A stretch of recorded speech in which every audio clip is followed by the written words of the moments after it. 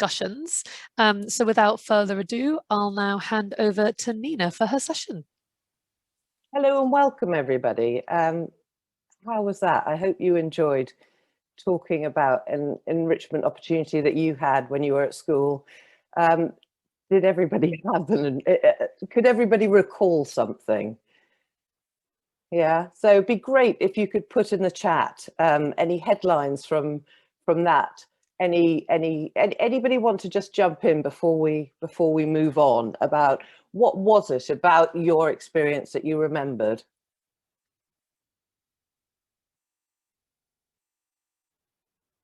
Go on, somebody. I know it's early in the morning. I'll go. Oh, hi, Sophie, and then Ben.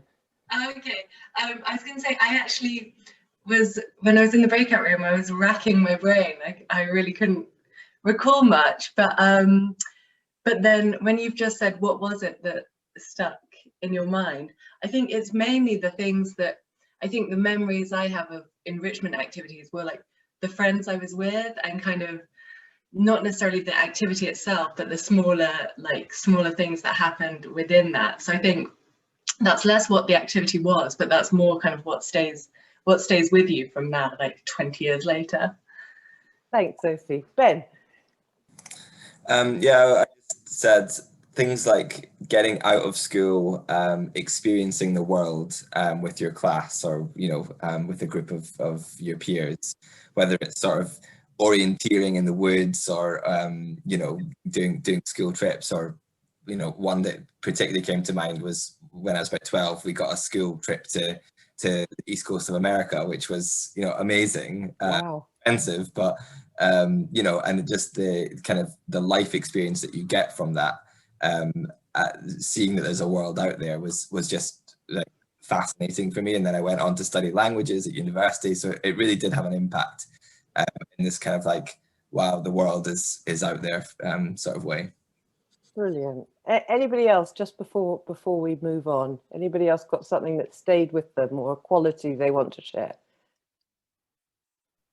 I'm happy to jump in. I grew up in very sort of rural White Hampshire, and we went on a trip, not quite as exciting as Ben's, but we went to a Hindu temple in South London, and I was probably year 7 or year 8, and this was the first time I'd ever been in a religious building that wasn't a church. And because where I lived just wasn't diverse at all, I had no idea that this existed in my own country. And so it was that sort of like culture shock, but so important at kind of opening my eyes to even like what existed around me. So that was quite like, I think, a pivotal moment for me, really. Amazing. Thank you so much for sharing those things. Now, if there's anything else you want to share, please put it in the chat through this session. I was quite moved hearing those experiences that you had, and I was really lucky personally to have some fantastic opportunities when I was at school to go join a group called the Young Explorers, and we went walking in the hills and got into all kinds of trouble. But what it did do was give me a different perspective, and as you said, Ben, get out of the classroom and open new horizons. And that's something that the Country Trust does for nearly 20,000 children every year in a normal year. So mainly city children have the opportunity to visit real working farms. They spend the day there, they get to have conversations with the farmer, they can see where their food comes from, they get to run around in the outdoors. And for many children, it's a completely new experience, and it opens new horizons, and it gives them something really exciting to talk about. So when COVID hit this year, like everybody, we were thinking about children and the children we would normally work with, and how we could connect with them, stay connected with them, and find new ways to deliver our experiences. We kept hearing about inequalities and the fact that the most disadvantaged children were having the most difficult time, and that the gulf between children who were opportunity and experience rich and those who were opportunity and experience poor was ever widening. So when we heard Anne Longfield's speech when she left as Children's Commissioner, she talked about a year of opportunity, the importance of having a year of opportunity for children. And that really resonated with us. And that's something that we're galvanizing behind, and we hope that some of you will come on that journey with us. Because we think it's so important that children do get these opportunities. And there's been a huge focus on educational attainment, longer school days, but what we think is really important at the moment is to narrow that gap between those who have opportunities and those who don't, and to be able to provide enrichment and real life learning and inspirational learning for every child. We obviously are concerned with food farming and countryside education. So I'm just going to tell you a little bit about what we're calling for and why. So can you see my screen at the moment? Shall I share again?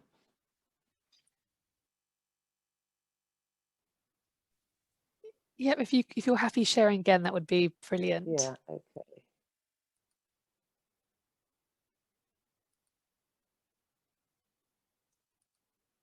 So we are calling for food farming and countryside experiences. In terms of food farming and countryside experiences, we want every child to have the opportunity to visit a real working farm, to discover through first-hand experience where their food comes from. We think every child should have the chance to discover the connections between the food that they eat, their own health, and the health of the planet. And we believe every child should have the opportunity to develop confidence and curiosity to explore the living world. So I'm just going to stop sharing that now. Sorry, I'm being a bit Zoom useless this morning. Anyway, so I wanted to tell you a bit about why we're calling for those things. And I don't know who's in the room here and whether you provide enrichment and real world learning experiences, but we think that these things allow children to discover and follow their own interests. It raises aspirations of what they can achieve in all areas of their lives and helps to improve their life chances. Children this year have faced unprecedented challenges, especially our most disadvantaged children. So government focus for education catch-up has been on educational attainment, longer school days and shorter holidays. However, to ensure all children have the opportunity they deserve, education must be viewed beyond the narrow lens of academic attainment. It should be relevant to children's lives, their health and well-being, the future of work, and the health of our planet. The benefits of food farming and countryside opportunities are seldom considered alongside music, drama, reading for pleasure, and participating in sport. And at the Country Trust, we believe that these opportunities should be part of every child's education. We all eat, so we all play a part in agriculture and in shaping the world we live in. Food, farming, and countryside experiences are vital to children's health and well-being, their future, and the future of our planet. They also help to build confidence, raise self-esteem, and the aspirations of what children and young people can achieve in all areas of their life. So we're getting behind a year of opportunity. And we want the call to be broad and wide, because it's not just food and farming opportunities that are important, but we believe they're especially important. So for our year of opportunity, our call to action is that all children deserve to have enrichment opportunities and real world learning experiences so that they and our planet can thrive. And what we hope this year of opportunity will be is a kind of unifying call towards a new normal where enrichment opportunities and real world learning experiences are part of a fair education for all. So that's my pitch about the year of opportunity. Does anybody want to come back on that before we move on and move into breakout groups? I'd be really pleased to hear any reactions.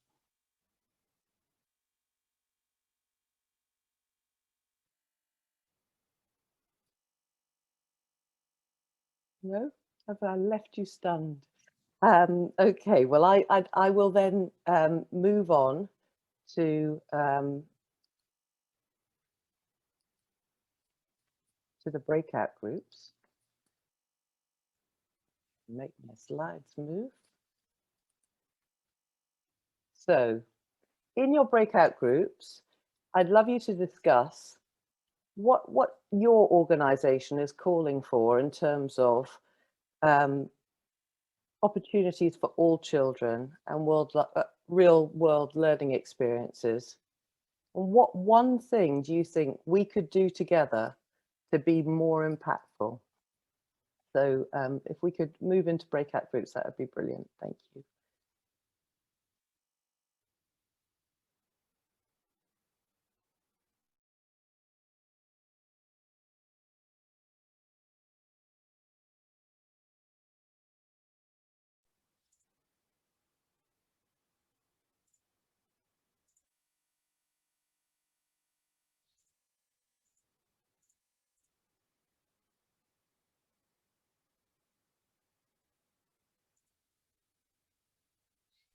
Is everybody back? Yeah. So we were just getting going in our discussion, actually. It would have been really nice to have a little bit longer. I don't know if anybody wants to feedback from their session. I'm going to pick on Jill because she's from the Country Trust, and I'm sure she'll have something to contribute here. Thank you, Nina. I was about to pick on Alex actually in our group because well, perhaps I will just pick on Alex. Yes. Yeah, happy to talk. Yeah, so Jill, Gerard and I were in a group together, and Gerard rightly pointed out sort of the pressures on schools when it comes to the curriculum and the hoops that they're having to jump through for exams, attainment, Ofsted.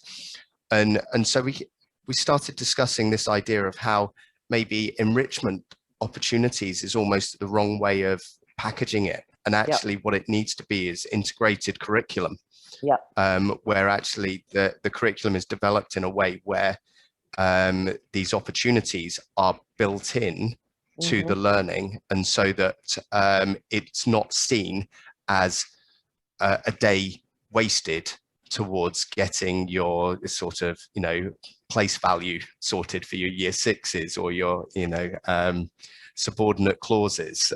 Actually, it's built into that, and it's something that's integrated within the system and not just tacked on as something that would be lovely if we can make it happen and possibly life-changing, but it's not literacy kind of thing.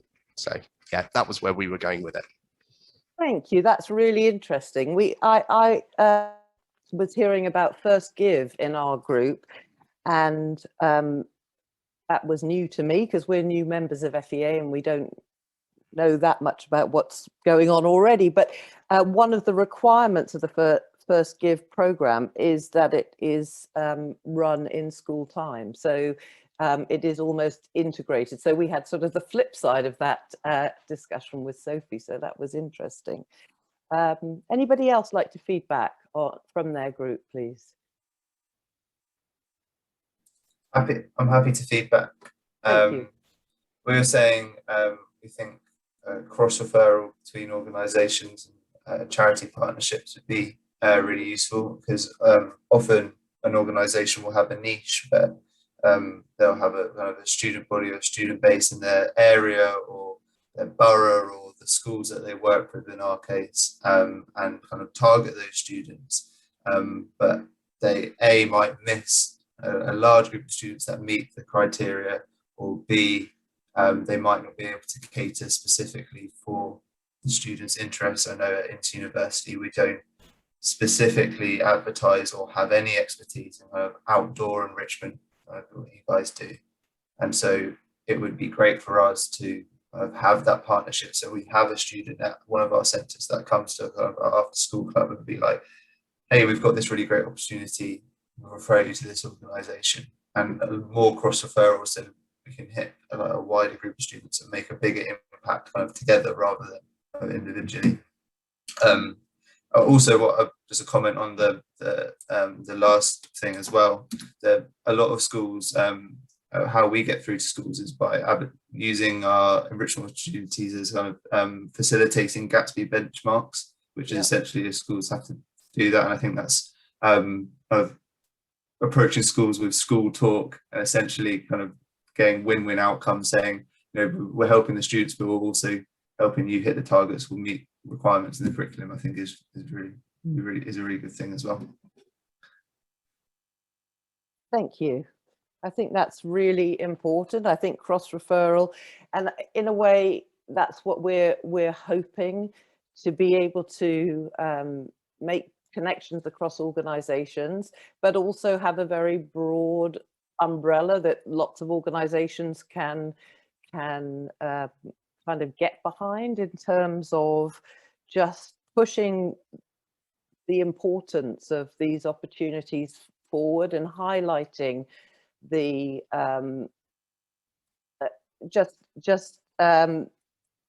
one thing that one thing that we're really keen to do is gather some evidence around this.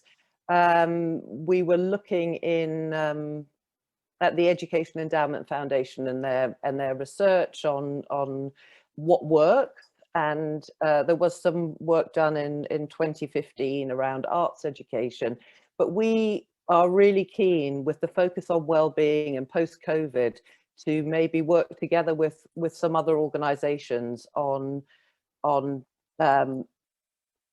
just highlighting the impact, or looking at what the impact is of these opportunities. Certainly from that first discussion we had, I still remember the opportunities I had at primary school. So they do last a blinking long time, because I'm quite old now. So, you know, we are really keen to work together to highlight what's out there, but also to look at the impact of opportunities and to integrate them within the curriculum. So so it's now we're thinking about what are the steps that we can be taking to take us on that journey, where these things do become integrated, part of the real world learning becomes part of the curriculum and part of teachers' core activity, because we need to be teaching for this century, and we're using a pretty old system at the moment.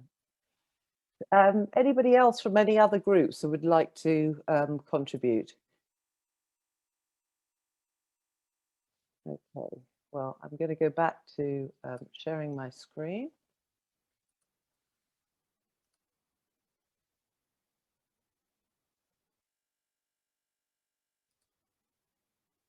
So the final session that I wanted to share with you is just posing that question: how might we work together? We've talked about cross-referral. I've mentioned evidence, coordinating activities and communications. How do we make it really easy as possible, for schools and teachers to access the opportunities we think all children should have?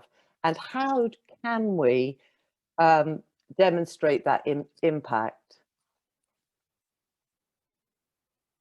So I wonder if we could come together, maybe everyone take their microphones off just for this for this last bit, and feel free to contribute with any ideas, any reflection on this session of, you know, what's the first step that we could take to ensuring all children have access to these opportunities and experiences.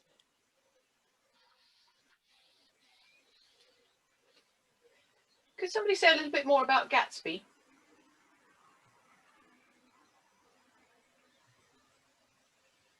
Gatsby benchmarks, 8 of them, result of a report by John Holman a couple of years ago, and are now accepted as being the 8 benchmarks that schools should follow in order to achieve good career guidance. That was the title of the report.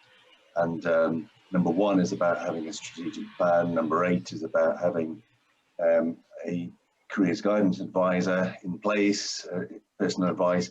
But the ones that really seem to get most exposure, supported through the Careers and Enterprise Company, it's about employer engagement, which is Gatsby's 5 and 6, benchmarks 5 and 6.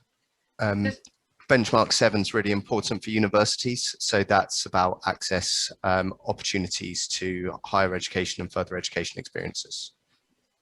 They're all important. Yeah, but to different people. Yeah, they're different focus. Yeah. So. Does it apply to primary as well as secondary?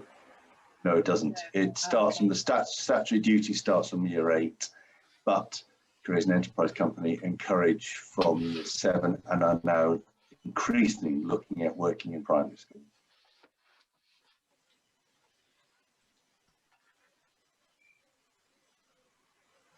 Are there other examples? Does anybody have any people perhaps who haven't spoken yet, but examples of or thoughts around the Education Endowment Foundation, which seems to be incredibly influential in what's taken up in education? Does anybody have any thoughts on how we might move forward in getting opportunities and experiences to be integral, to have that evidence, indisputable evidence, when it is such a broad church, really?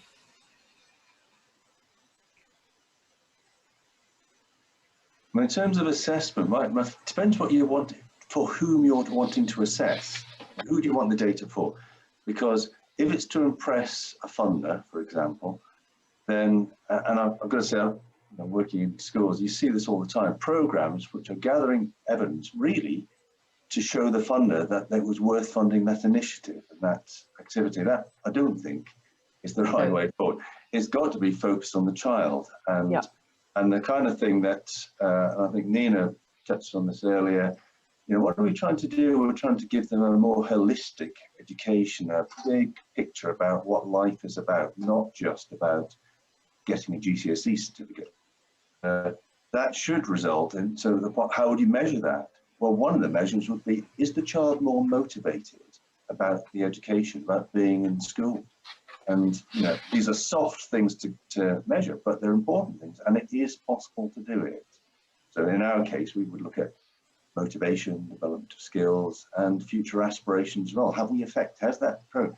And the other thing that I think is important is that it has to be consistent, because the risk is in a school or a group of schools, they're all using different measures or using different measures for different interventions. And then how do you compare them? How do you take stock of the overall impact of those activities?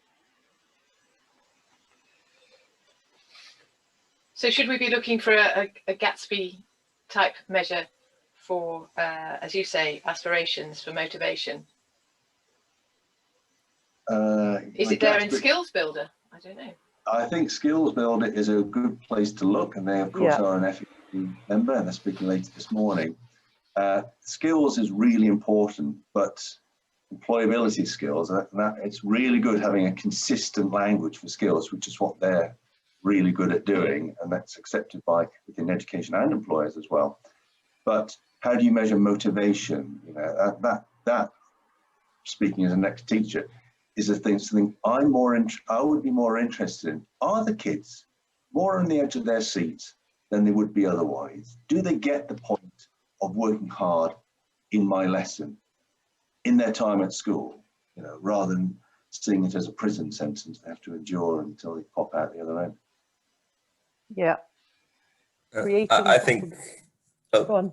So I think what's important then is that sort of careers education and sort of the promotion of enrichment needs to be kind of embedded across all subjects in a school. So ensuring that you're talking about careers and how kind of the knowledge that you're learning about, that you're gaining in class, is being made relevant to the world. I think that's kind of crucial. So I think that's another Gatsby benchmark, making sure that careers is embedded throughout the curriculum. So that for me is a way forward. Like, we should all be kind of supporting every teacher in schools to be, you know, showcasing how their subject is relevant, and also getting the practical skills to you know, to use them, whatever subject it may be, in outside the classroom. I'm struggling to think of an example, but things like maths, you know, going out and doing something that is aiding learning, making them sort of more excited about the subject, and in which case they're going to get more motivated to kind of go back into classroom and say, oh yeah, you know, I did this and I can see how that works. I can see the purpose of it. So many people think Pythagoras, you know, what's the point? But if they can actually go measure things out in the real world, like, that's going to help. And then if you have a speaker from a company to say, well, this is how Pythagoras helps me in my day-to-day life, like, that is all where it needs to connect, you know. I think that's what's really important. We're really keen on curiosity and confidence, because we work with primary age children, and having curiosity or having that sparked in your life, and the confidence to pursue things that interest you, I think is really, really important. And what we've been aware of through some research is that with disadvantaged children, it's often teachers who are the most influential adults in terms of sustaining that interest or in nurturing that interest. And I wonder if anybody here has examples of, with their own interventions, how they work with teachers to sustain the impact beyond perhaps the intervention that you're kind of directly responsible for.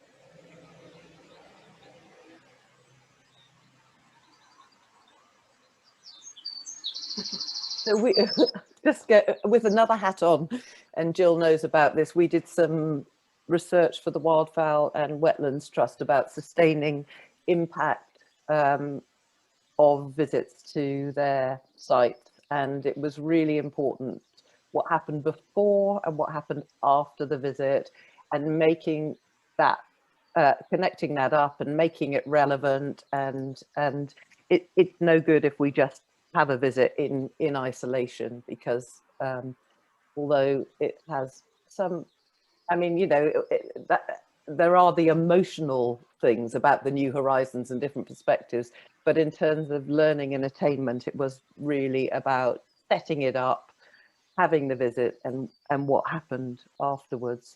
Also quite interesting at the moment is language development, language skills, and having experiences and real world learning that children want to talk about, because you know, if you don't have these things to talk about, you're less likely to be asking questions and engaging in those conversations. So we use these visits as an opportunity to develop speaking and listening skills as well. So that's all embedded within our experiences. Okay, so on to our final kind of ask.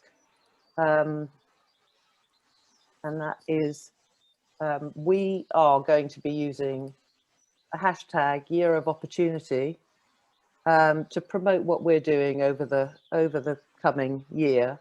A year's not a long time, but we're hoping that it's sort of a route through from post-COVID to what, to quote a cliche, a new normal, where more children have opportunities for enrichment experiences. And we wrote to Sir Kevin Collins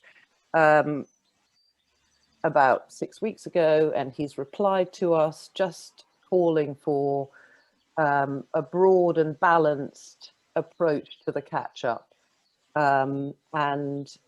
He's reassured us that that's what he wants, with a focus on well-being, building basic social skills, regaining confidence, as well as educational attainment. So as we deliver our programs over the coming months, we're going to be talking about them on social media.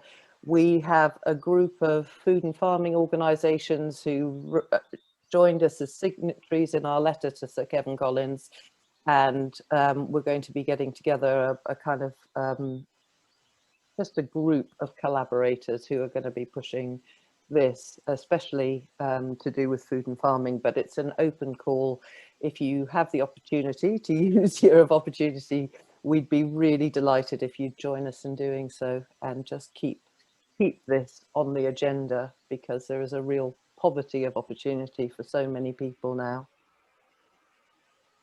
So that brings me to a conclusion, and if there's any other comments, please put them in the chat, and I will hand back to colleagues at FEA. Amazing. Thank you so much, Nina, for such a great session. So could I actually ask all the attendees to please come off mute, and can we please give Nina a heartfelt round of applause? So thank you very much, Nina. Brilliant. So all of your feedback is really important to us, especially because this is actually the first year that we're running the Impact Festival sort of in this guise. So feel free to send us an email with any immediate thoughts to our events email address. So Ellie's going to be popping that in the chat. And we're also going to be sending out a survey after the festival that we'd love you to please fill out. But before you go today, we'd love to get your quick thoughts on this session. So we're going to be launching a poll in a second. You'll see that on your screen. So could you please fill out that poll that you can see now?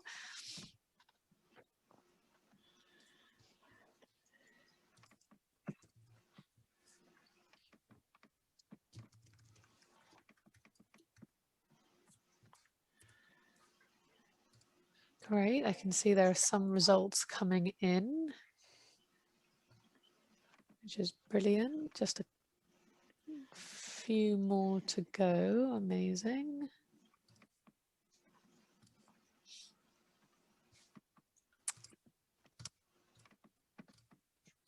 Brilliant, thank you. Okay, just about 5 more and then I think we're done.